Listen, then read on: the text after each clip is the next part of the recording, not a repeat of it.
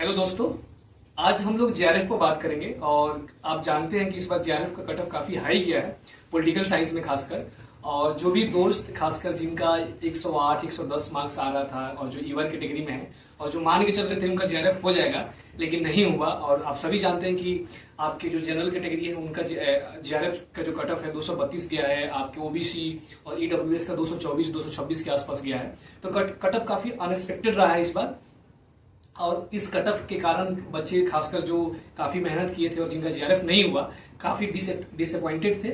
तो आज हमारा प्रयास यही रहेगा। खासकर मेरे साथ दो दोस्त हैं मेरे, और जो सीपीएस में इसी साल मास्टर्स की कंप्लीट किए हैं, और दोनों लोगों ने इस बार जेआरएफ भी क्रैक किया है। और प्रकाश का सेकेंड टाइम जेआरएफ है, और शायद शुभम भी बताएंगे इनका थर्ड या फोर्थ अटेम्प्ट था और इस बार जेआरएफ इन्होंने क्रैक किया है। लेकिन दोनों केस में एक चीज मजेदार क्या है कि इन लोगों ने पॉलिटिकल साइंस में बहुत अच्छा स्कोर किया है। और दोनों दोस्तों ने 83 84 के आसपास इन दोनों का मार्क्स है, स्कोर है, खासकर पॉलिटिकल साइंस का। तो हम पॉलिटिकल साइंस पर ही फोकस करेंगे। और आज मैं कोशिश करूंगा कि इनके माध्यम से खासकर जिन दोस्तों का पॉलिटिकल साइंस में अच्छा मार्क्स नहीं आ पा रहा है, मैं बहुत दोस्तों का मैसेज आता है मेरे पास कि मेरा 60 65 ही बन पाया, तो हमारा कोशिश यही रहेगा कि इनका अगर 80 और 80 प्लस मार्क्स आया है तो क्या इनकी स्ट्रेटजी रही है, क्या कोई बहुत बड़ा प्रूफ था इनके पास कि इन लोगों ने 80 प्लस कर लिया, इस सब हम जानने की कोशिश करेंगे, ब्रीफली जानने की कोशिश करेंगे। इंट्रोडक्शन नहीं देंगे, कहीं इंट्रोडक्शन मैंने बता दिया इन दोनों का कि दोनों दोस्त अभी सीपीएस में ही मास्टर कंप्लीट किए हैं और पीएचडी के लिए भी देख रहे हैं। तो हम लोग जेआरएफ के स्ट्रेटजी पर ही बात करेंगे। तो प्रकाश, शुरुआत करते हैं आपसे कि अगर कोई जेआरएफ की तैयारी कर रहा है तो पॉलिटिकल साइंस को लेकर आपको क्या लगता है कि पॉलिटिकल साइंस को लेकर किन किन बातों पर ध्यान देना चाहिए? थैंक यू विकास जी, हमको पार्टिसिपेंट बनाने के लिए। और मैं पॉलिटिकल साइंस के ही खासकर बात करूंगा, जैसे विकास जी ने कहा है।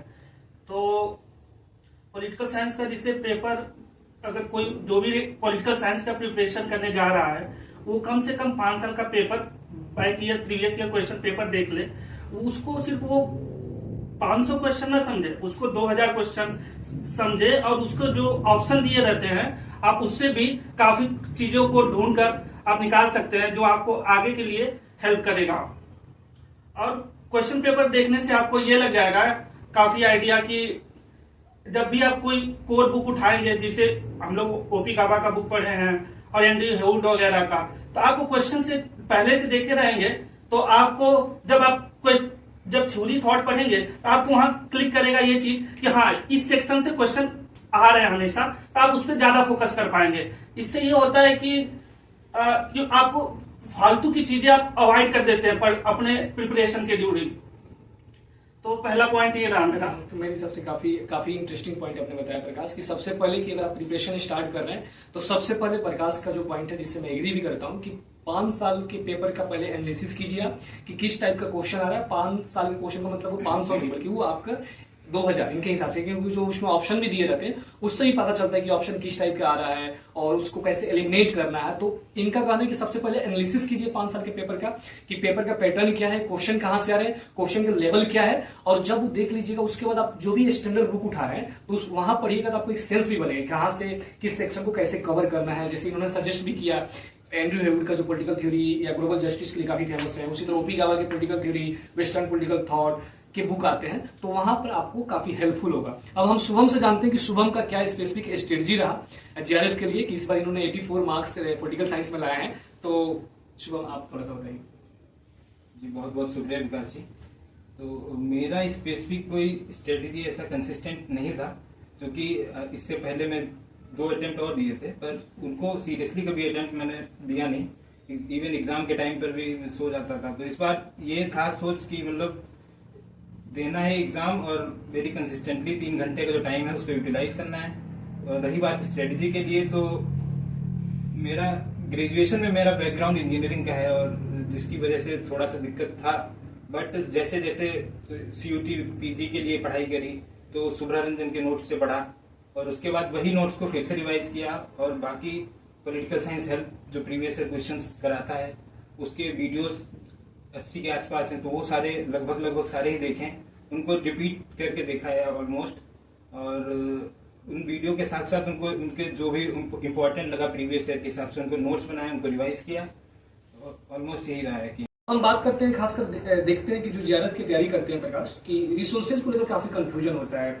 और जैसे आप जानते हैं कि यूट्यूब कल्चर काफी आजकल डोमिनेट कर रहा है किसी भी चीज की प्रिपरेशन किया जा रहा है। तो और जो स्टैंडर्ड किताब है, लेकिन मेरा मानना है कि उसका अभी भी अल्टरनेटिव नहीं है। स्टैंडर्ड किताब एक अलग तरीके से आपको हेल्प करता है, आपको एक थियोरेटिकल और कंसेप्चुअल बिल्डअप करता है, आपका जो नॉलेज है वो आगे भी आपको हेल्प करता है। तो मैं जानना चाहूंगा कि आप लोगों ने मास्टर्स सीपीए से किया है, काफी प्रेस्टिजियस इंस्टीट्यूशन है, तो आप लोगों का रिसोर्सेज क्या था जेआरएफ को लेकर, उसके बारे में बताइए।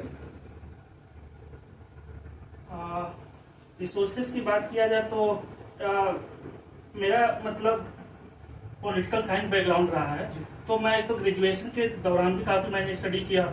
ऊपर से मैंने उस समय मतलब ऑथेंटिक बुक पढ़े, जैसे कि ग्लोबल पॉलिटिक्स हो गया एंड्रयू हावर्ड का, और एक पॉलिटिकल आइडियोलॉजी की बुक आती है एंड्रयू हावर्ड का।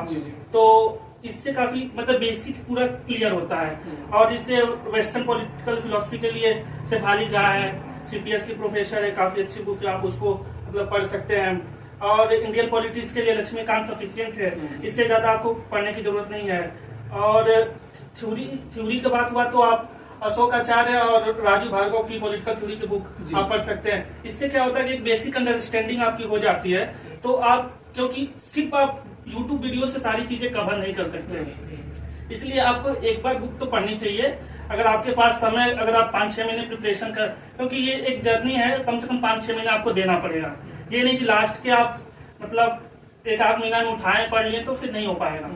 ये हाँ, इसमें बस मैं एक चीज जोड़ना भी चाहूंगा कि खासकर जो यूट्यूब पर वीडियो देखते हैं उनको लगता है कि यूट्यूब मतलब सफिशिएंट रिसोर्स है, लेकिन आप यूट्यूब का भी जो रिसोर्स देखिएगा, कहाँ से रिसोर्सेज या जो कंटेंट जो लाते हैं कहाँ से लाते हैं, जो प्रकाश स्टैंडर्ड बुक मेंशन किया वहीं से रिसोर्सेज लाते हैं। पॉलिटिकल आइडियोलॉजी से रिसोर्सेज देखिएगा, या आईआर पर जो उनका वीडियोस देखिएगा, ग्लोबल पॉलिटिक्स या जो आपके थ्योरी का जो भी किताब है, आपके ओपी गाबा का किताब होगा, जो भी स्टैंडर्ड किताब है, वहीं से कंटेंट उठाते हैं और उसको बुलेट पॉइंट में आपको यूट्यूब में पढ़ाते हैं उसको और समझाने की कोशिश करते हैं। तो जो स्टैंडर्ड किताब है उसका कोई अल्टरनेटिव नहीं है।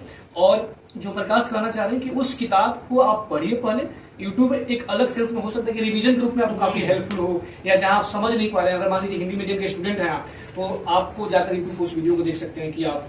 मैं एक बात और ऐड करना चाहूंगा, जैसे कि मतलब वो, क्योंकि वो कंटेंट भी इसी बुक से बना रहे हैं, बट आप उनके सिर्फ क्वेश्चन बैंक पढ़ने से आपको प्रॉब्लम हो सकती है, कंसेप्चुअल क्लैरिटी नहीं रहेगी। इससे क्या होता है कि फिर जब काफी सारे क्वेश्चन कंसेप्ट बेस्ड आते हैं, और हम लोग के सीपीएस में भी काफी चीजें मतलब कॉन्सेप्चुअल आर्टिकल पढ़ाए जाते हैं, उससे भी हम लोग को काफी मतलब बेसिक अंडरस्टैंडिंग रहती है, काफी हेल्प करता है। शुभम, सेम क्वेश्चन आपसे है कि जो मैंने प्रकाश से पूछा, तो आपकी मतलब क्या इस पर सोच है, कुछ बताइए कि मतलब।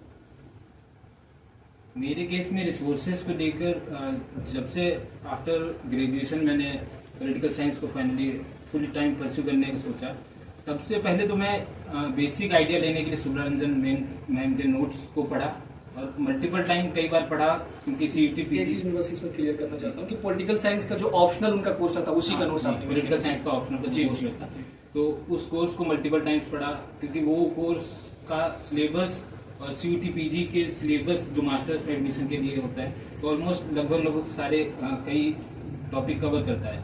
तो उसको कई बार पढ़ने के बाद मैंने उसके क्रिप्ट नोट्स बना लिए, मतलब सारे नोट्स को एक छोटे से किताब में कॉपी में उसको लिख लिया। उसके बाद यहाँ पर जब जेएनयू में मास्टर्स में आया तो बहुत सारी चीजें जो वहाँ कवर नहीं हो पाई हैं, तो यहाँ क्लास के दौरान वो कॉन्सेप्ट रीडिंग्स के थ्रू या कोई बुक रिफर के थ्रू, तो वो सारी चीजें यहाँ पे कवर हो गई। उसके बाद जो है जब मैं किसी यूट्यूब से भी, अगर पहले तो नेट जेआरएफ के सिलेबस जो होता है उसको हमें लगता है कि अच्छे से पढ़ना चाहिए और अकॉर्डिंग टू द सिलेबस हमको सिलेक्टिव स्टडी भी करनी चाहिए। तो कई बार क्या होता था, क्योंकि टॉपिक सिलेबस के हिसाब से मैं यूट्यूब से भी, एडिशनली बुक्स से भी या कोई कहीं गाइड से भी मिल रहा था, तो उसको भी कई तरीके से क्रिस्प नोट्स बनाए। और लास्ट में तो बूस्टर्स आते हैं, जो सीगर का बूस्टर था, तो उससे मैंने काफी उसको रिवाइज किया, 2-3 बार रिवाइज किया। और मेनली पॉल साइंस या जो भी टेस्ट सीरीज के वीडियोज होते हैं या टेस्ट सीरीज होती हैं, तो उनको रिवाइज किया, कई बार देखा और उनके नोट्स बना के लिखा। बस के लास्ट में है, और खासकर प्रकाश में साइकोलॉजिकल क्वेश्चन थोड़ा सा मतलब एक साइकोलॉजिकल एंगल से मतलब लाऊंगा कि जैसे खासकर जब दोस्त जो जेआरएफ की तैयारी करते हैं तो काफी एक फियर होता है, और जब खासकर जो एक दो तीन अटेम्प्ट दे चुके होते हैं, जिनका नेट भी नहीं होता है, जेआरएफ भी नहीं होता है, मैं उनसे बात करता हूँ तो उनके अंदर काफी फियर होता है और उनके अंदर विश्वास नहीं होता कि हम 70 या 75 या 80 ला सकते हैं, और आप दोनों लोगों ने 80 प्लस मार्क्स किया है। तो मेरा लास्ट में यही क्वेश्चन होगा कि आप लोगों का जो रिवीजन था, या आप लोगों ने टेस्ट सीरीज कुछ लिया हो, या आप लोगों को लगता है कि 80 प्लस जाने में किस चीज का सबसे ज्यादा इंपॉर्टेंट था, उसके बारे में थोड़ा सा बताना। ये बहुत ही अच्छा मतलब क्वेश्चन है साइकोलॉजिकल, क्योंकि काफी बच्चे डरे रहते हैं। इससे क्या होता है, वो डिमोटिवेट हो जाते हैं। तो आप ये कर सकते हैं कि आप कोई भी टेस्ट सीरीज ले लीजिए, आप कम से कम 10 टेस्ट सीरीज लगा लीजिए। अभी टेस्ट सीरीज देने के बाद भी आप डिमोटिवेट नहीं हो कि हमारे 60 ही सही हो रहे हैं, नहीं, क्योंकि आप जो 60 किए हैं उसके बाद फिर से आप उसको फिर से दोबारा दीजिए, और उससे फिर जितने सारे मतलब उसके आंसर दिए होते हैं किसी भी टेस्ट सीरीज के, उससे काफी सारे क्वेश्चन आप आगे के लिए हेल्प कर सकता है। और फिर आपको टेस्ट सीरीज से ये मत सोचिएगा कि हमारा नंबर नहीं है, तो आप पैनिक हो जाएंगे। पैनिक होने की जरूरत नहीं है आपको मतलब वो टेस्ट सीरीज सिर्फ रिकॉल करने में आपकी काफी मदद करेगा।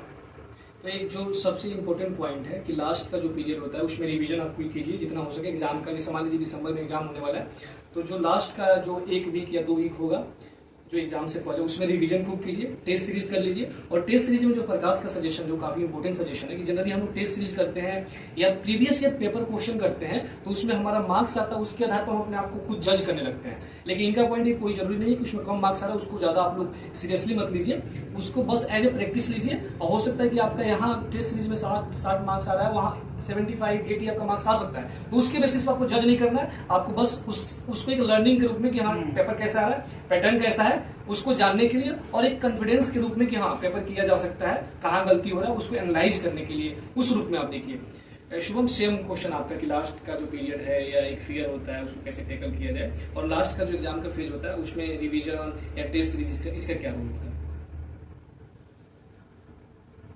साइकोलॉजी लास्ट के टाइम पे काफी फर्क डालता है, क्योंकि इस बार तो वैसे भी कि जेआरएफ का स्कोर के बेसिस पे एडमिशन होना था। तो इससे कई छात्रों में है ना, मेरे में खुद में मतलब कई अंदर से तो काफी फियर सा था कि अगर नंबर अच्छे नहीं आए तो क्या होगा, एडमिशन कैसे होगा। तो मेरे पास जेआरएफ भी नहीं था, तो कोई अल्टरनेट नहीं था। तो लास्ट के टाइम पे साइकोलॉजिकली है हम लोगों के ऊपर, बट उसमें हम लोग गिव अप नहीं कर सकते हैं, और उसको एक पॉजिटिव वे में लेकर हमको कंटिन्यूअसली पढ़ाई करते रहना है। और लास्ट के टाइम मोस्टली हम कर सकते हैं तो यही है कि अपने नोट्स को रिवाइज करें जितनी बार कर पाएं, और प्रैक्टिस जो भी हमने क्लिप्स नोट्स बनाए हैं वो रिवाइज करें, और साथ साथ टेस्ट को प्रैक्टिस करते रहें, उनसे नोट्स बनाएं और प्रैक्टिस करते रहें। तो लास्ट में दोनों प्रकाश और शुभम दोनों आदमी का सजेशन है कि लास्ट में आपका जो भी नोट्स हैं, जो भी क्लिप्स नोट्स हो या बूस्टर हो आपके पास आजकल ऑनलाइन जो पीडीएफ मिल रहा है, उसका रिवीजन कीजिए। प्रकाश का भी वही रिवीजन जितना हो सके लास्ट में रिवीजन कीजिए, और कोशिश कीजिए कि लास्ट के एग्जाम के समय कुछ एडअप मत कीजिए आप एक्स्ट्रा कि हाँ कोई नया जाए किताब पढ़ रहे हैं या जाके कोई यूट्यूब कोर्स ले रहे हैं जो लास्ट के समय, मेरे हिसाब से वो आपके लिए घातक हो सकता है एग्जाम के पर्सपेक्टिव से। तो कोशिश कीजिए कि उससे बचा जाए। और हम लोग तीनों आशा करते हैं कि इस वीडियो के माध्यम से सेंस बने, आप लोगों को एक थोड़ा सा एक डायरेक्शन मिले। खासकर दोस्त मेरे को मैसेज करते रहते हैं कि हाँ जरा क्या मैं पॉलिटिकल साइंस में कैसे अच्छा मार्क्स लाया जाए। तो दोनों दोस्तों से बात करने से जो एक आपका है कंक्लूजन जो निकल रहा है कि 80 प्लस मार्क्स लाया जा सकता है। 80 प्लस मार्क्स लाने के लिए ऐसा नहीं है कि आप ऑक्सफोर्ड यूनिवर्सिटी में मास्टर्स कर रहे हैं या पीएचडी में पॉलिटिकल साइंस के स्टूडेंट हैं तभी आप ला सकते हैं। एक साधारण स्टूडेंट जो आपके एवरेज स्टूडेंट है वो भी ला सकते हैं 80 प्लस मार्क्स। बस एक प्रॉपर स्ट्रेटजी के साथ थोड़ा सा कॉन्फिडेंस अपने आप पर रखिए, सेल्फ बिलीफ रखिए, आपका भी पॉलिटिकल साइंस में अच्छा मार्क्स आ सकता है। और दोनों दोस्तों को बहुत बहुत धन्यवाद कि आप लोगों ने समय दिया, सपोर्ट किया। और मैं कोशिश है कि जो भी दोस्त खासकर जो जेआरएफ की तैयारी कर रहे हैं उनको हेल्प हो, बस यही पर्पस है इस वीडियो का। बहुत बहुत धन्यवाद कि आप लोगों ने इस वीडियो को लास्ट तक देखा।